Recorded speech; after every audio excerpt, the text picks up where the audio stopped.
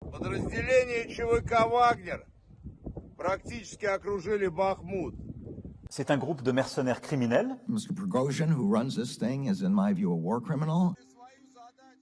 Founded in Russia in 2013, the Wagner Group calls itself a private military company.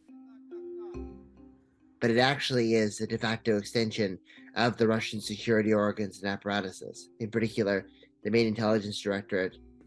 More than 80% of its members are convicts, and UN experts have denounced the use of pressure tactics by Wagner recruiters.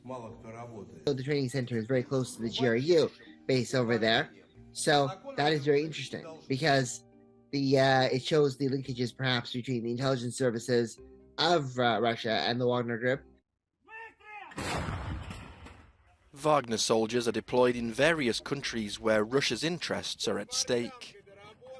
Starting off in Donbass, then in Syria, then in Libya, and then throughout many different sub-Saharan African conflict areas like Mozambique, Mali, and Central African Republic. The US estimates that Wagner has some 50,000 troops fighting in Ukraine. Heavy casualties in Bakhmut, as well as a shortage of prisoner recruitments, and the uncertain success of his other recruitment efforts have likely diminished the number.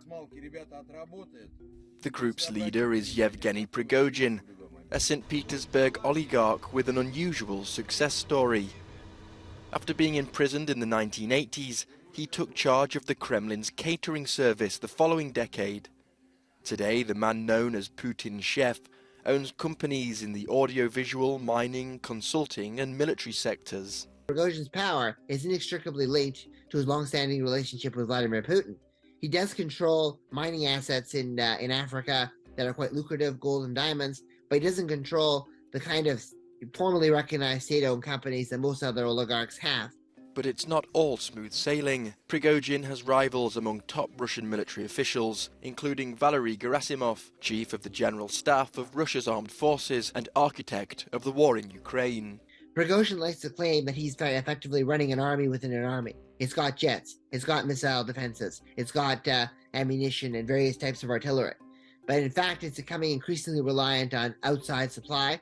So I don't think that Prigozhin has a very important role in terms of frontline strategy and decision-making outside of the context of Donetsk. Wagner soldiers have been accused of war crimes, including torture and rape, in the areas where they've been deployed. Of course, those who decide to live in Russia and stay in Russia permanently will probably find it very difficult to be actually prosecuted in person because Russia is not a party to the ICC and Russia has a policy of not extraditing its citizens to these international bodies or certainly to Ukrainian or Western courts. And though Putin has not officially endorsed the Wagner Group, Russia's lower house of parliament recently approved a bill which would punish anyone found discrediting volunteer groups fighting in Ukraine with up to 15 years in prison.